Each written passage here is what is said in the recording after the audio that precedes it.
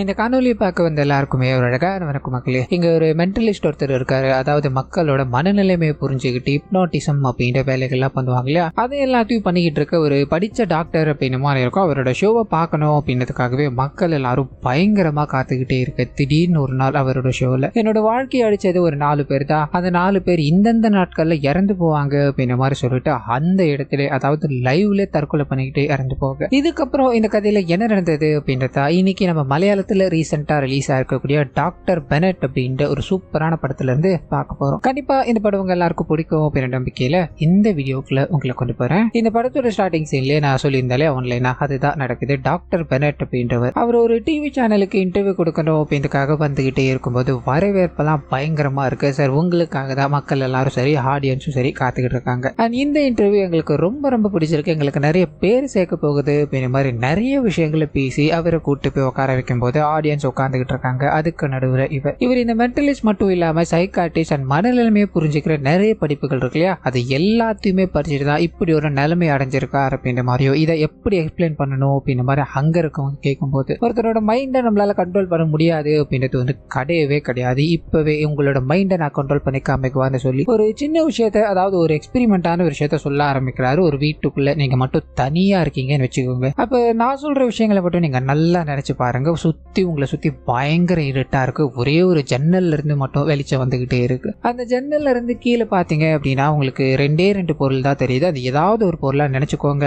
அந்த பொருள் என்ன அப்படின்றத நான் இப்போ உங்க எல்லாத்துக்கும் முன்னாடி சொல்லுவான்னு கேட்டு அங்க ஒரு கார் ஒண்ணு தெரிஞ்சிருக்கணும், இல்ல ஒரு செக்யூரிட்டி தெரிஞ்சிருக்கணும்னு சொல்லும் போது எல்லாருமே கிளாப் பண்ண ஆரம்பிக்கிறாங்க. இதை அவர் எப்படி கண்டுபிடிச்சிருப்பார் அப்படின்னா இது ஆல்மோஸ்ட் ஒரு ஹிப்னாட்டிசம் மாதிரி தான். என்னோட கற்பனைக்குள்ள உங்களை கொண்டு போய் ஜன்னலுக்கு வெளியில கீழே பாருங்க அப்படின்னா எல்லாருக்குமே சிந்திக்கிற ஒரே ஒரு விஷயம் நம்ம மாடி மேல இருக்கோம் அப்படின்றது தான். ஸோ மாடிக்கு கீழே இருந்து பார்த்தாங்க அப்படின்னா இந்த மாதிரி விஷயங்கள் காமனா இருக்கிறது கரெக்ட் தான் இல்லையா. ஸோ உங்களோட யோசிக்கிற திறன் அப்படின்றத நான் கண்ட்ரோல் பண்ணி இதுதான் நடக்கணும் அப்படின்ற மாதிரி உங்ககிட்ட இன்ஸ்ட்ரக்ஷன் கொடுக்கும் போது தான் இது எல்லாமே வேலை செய்யுது அப்படின்ற மாதிரியும் இது மாதிரி நம்மளால நிறைய விஷயங்களை பண்ண முடியும் அப்படின்ற மாதிரி இன்னொருத்தர் கூப்பிடுறாரு. நீங்க மைண்டுக்குள்ள ஏதாவது ஒரு லெட்டரை நினைச்சுக்கோங்க. இப்போ உங்க முன்னாடி ஒரு வெள்ளை ஸ்கிரீன் இருக்கிறதா நினைச்சு அந்த லெட்டரை நீங்க அதுல பார்க்க முடியுமான்னு கேட்டுக்கிட்டே இருக்கும்போது கரெக்டா நாயகன் யோசிச்ச லெட்டர் மட்டும் இல்லாம அவர் யோசிச்ச வார்த்தை வரைக்கும் சொல்ல ஆரம்பிக்க எல்லாருக்கும் பிரமிப்பா இருக்கு. ஸோ இதையும் அவர் அப்படியே எக்ஸ்பிளைன் பண்ணிட்டு அங்கிருந்து அப்படியே மக்கள் எல்லாரும் செட்டில் டவுன் பண்ணிட்டு இந்த மாதிரியான நிறைய விஷயங்களை மக்களோட மைண்டை நம்மளால கண்ட்ரோல் பண்ண முடியும். இப்போ நான் உங்ககிட்ட ஒன்று பண்ண போறேன். அது என்ன அப்படின்னா என்னோட வாழ்க்கை என்னோட குடும்பம் அப்படின்ற எல்லாத்தையுமே ஒரு 4 பேர் சாவடிச்சிட்டானுங்க. அதாவது மொத்தமா அழிச்சிட்டானுங்க. அந்த 4 பேருமே ஜனவரி 11, பிப்ரவரி 11, மார்ச் 11, ஏப்ரல் 11 அப்படின்ற மாதிரி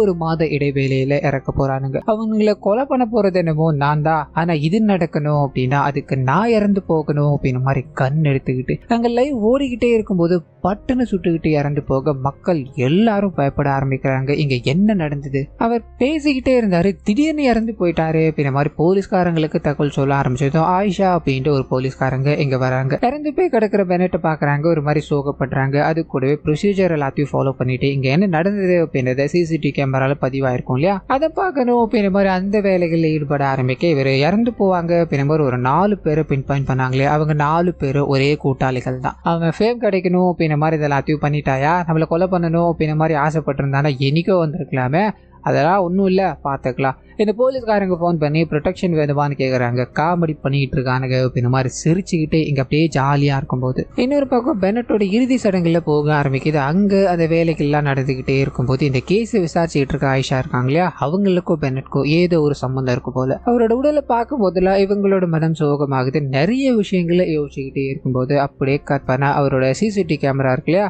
அதாவது சிசிடிவி ஃபுட்டேஜ் அவரோட ஓன் லேப்டாப் அப்படின்றது அந்த ரெண்டுமே இவங்களுக்கு கிடைக்க ஆரம்பிக்குது. அதில் இருக்கிற விஷயங்களை ஒன்னா பார்க்க ஆரம்பிக்கும் போது இவங்களுக்கும் பெனட்க்கும் என்ன சம்பந்தம் அப்படின்ற விஷயத்துக்குள்ள போக ஆரம்பிக்குது. ஸோ 2 பேரும் ஒரே காலேஜில் தான் படிச்சுக்கிட்டு இருக்காங்க. பார்த்த உடனே 2 பேருக்கும் ஒருத்தருக்கு ஒருத்தர் பிடிச்சி போக காதலை வெளிப்படுத்துறாங்க. ஜாலியா இவங்களோட காதல் வாழ்க்கையானது அப்படியே பயணிச்சுக்கிட்டே இருக்கும்போது இவங்களை நிறைய பேர் ரேக் பண்ணணும் அப்படின்ற மாதிரிலாம் வர பெனட்டா இவங்களை காப்பாத்துறாரு அப்படின்ற மாதிரியும் அது இவர் ஒரு ப்ரொடெக்ஷன் மாதிரி இருந்துகிட்டு இருக்காரு அப்படின்றது எல்லாத்தையும் இங்க காமிச்சுக்கிட்டே இருக்கும்போது ஸோ இதை எல்லாத்தையும் நினைச்சு இவங்க வருத்தப்பட்டுக்கிட்டு இருக்காங்க. காலேஜுக்கு அப்புறம் இவங்களுக்கு இவங்களுக்கு ஒரு பிரிவு ஏற்பட்டிருக்கு அப்படின்றதையும் நமக்கு இங்க தெரியப்படுத்திட்டு அப்படியே கட் பண்ணா இந்த பெனட்டோட அங்கிள் அப்படின்ற மாதிரி ஒருத்தரை காமிக்கிறாங்க. அவர்கிட்ட இந்த லேப்டாப் எல்லாத்தையும் கொண்டு போய் அவன் கடைசியா அவங்களை எப்ப பார்க்க வந்தான்.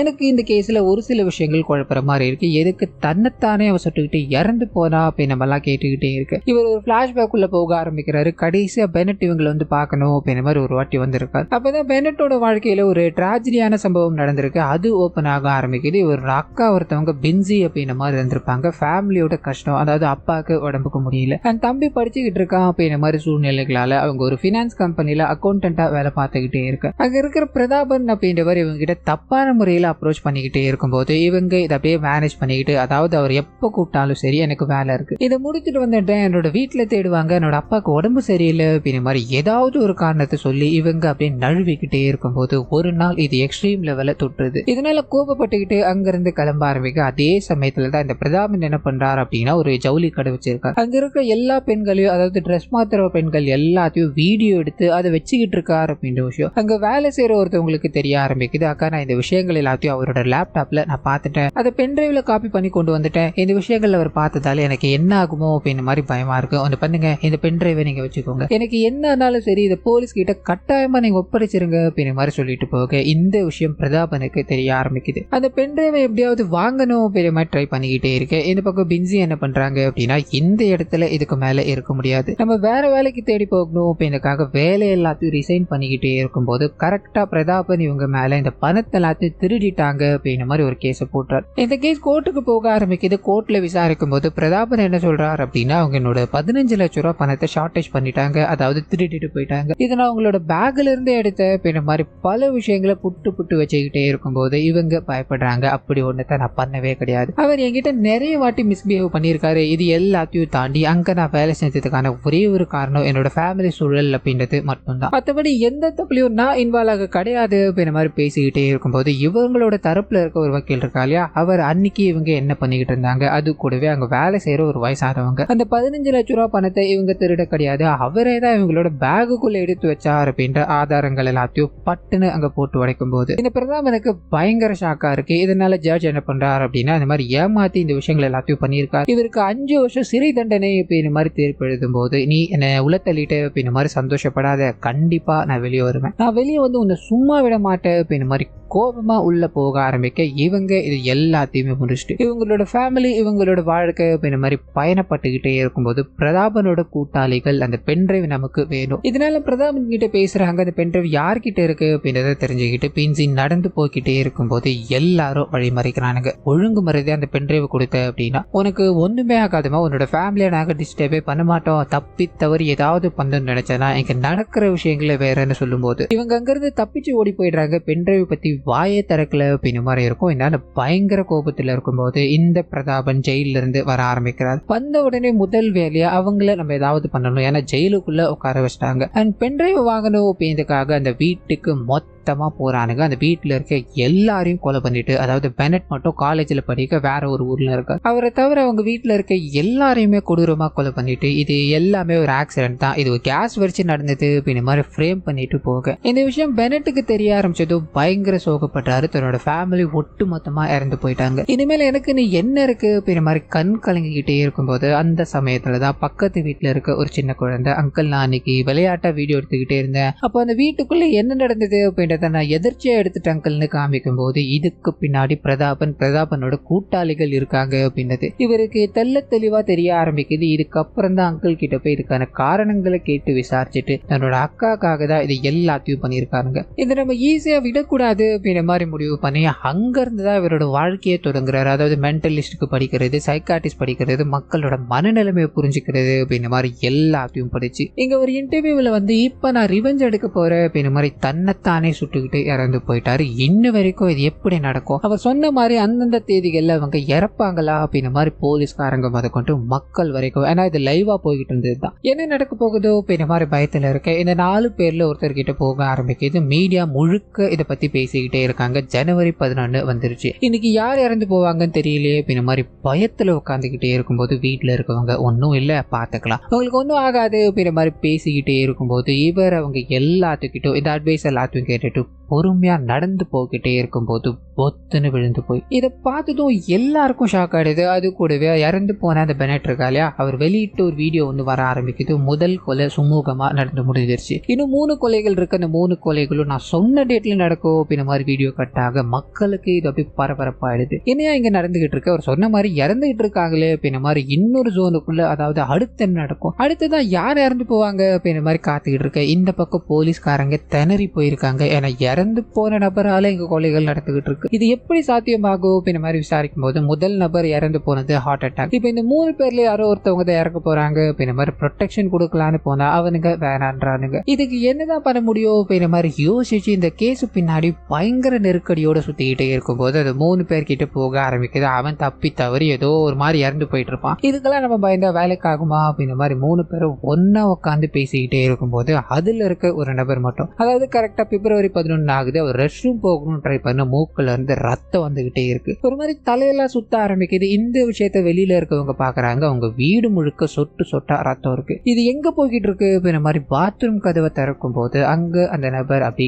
இறந்து போன நிலையில. இதுக்கு மேல இதை ஃப்ரீயா எடுத்துக்க முடியாது இல்லையா, ஏன்னா உண்மையான மரணங்கள் தொடர்ந்துகிட்டே இருக்கு. அடுத்து இந்த 2 பேர்ல ஒருத்தர் தான், இதனால ஒருத்தரும் பயந்துகிட்டு அவங்க உங்களோட சேஃபான இடத்துக்கு போய் ஒளிய ஆரம்பிக்கிறாங்க. அந்த சமயத்துல தான் பிரதாபனுக்கு இன்னொரு நபர் இறந்து போயிட்டார் அப்படின்ற தகவல். அவர் வண்டியில போய்கிட்டே இருக்கும்போது திடீர்னு ஒரு செய்தி ஒண்ணு வர ஆரம்பிக்குது. அதனால பயங்கரமா வண்டி ஓட்டிக்கிட்டே இருக்கும்போது கிராஷ் ஆகி அவர் அந்த இடத்துல இறந்து போக இந்த விஷயங்கள் எல்லாமே பிரதாபனை பயமுறுத்திக்கிட்டே இருக்கு. அவர் தூங்கணும் ட்ரை பண்ணாலும் தூக்க வரல, வெளியில போகணும் ட்ரை பண்ணாலும் இறந்துருவோமோ அப்படின்ற பயம் இவரோட மைண்டுக்குள்ள அப்படியே ஓடிக்கிட்டே இருக்கும்போது லிட்டரலி இங்க அந்த விஷயங்களால நடைப்பினமாகறார் அப்படின்றத நமக்கு இங்க காமிக்க அவரை பார்க்கணும் அப்படின்ற மாதிரி ஹீரோயின் போக ஆரம்பிக்கிறாங்க. அவரோட கண்டிஷன் எல்லாத்தையும் பார்த்துட்டு இந்த நிலைமைக்கு அவர் இறந்து போயிருக்கிறதே மேல், ஏன்னா அந்த மாதிரி ஒரு கண்டிஷன்ல தான் அவர் இன்னும் உயிர் வாழ்ந்துகிட்டு இருக்காரு அப்படின்ற விஷயம் தெரிய ஆரம்பிச்சு இந்த கேஸை இவங்க இதோட முடிக்க முடியாது அப்படின்ற மாதிரி முடிவு பண்ணிட்டு இந்த கேஸ்ல இருந்து விலகுக்க ஆரம்பிக்கிறாங்க. அது கூடவே ஹீரோவோட அங்கிள்னு ஒருத்தர் இருக்கா இல்லையா, அவரை சந்திக்க போறாங்க. இந்த கேஸை என்னால முடிக்க முடியாது அப்படின்ற மாதிரி சொல்லிட்டு வந்துட்டேன்,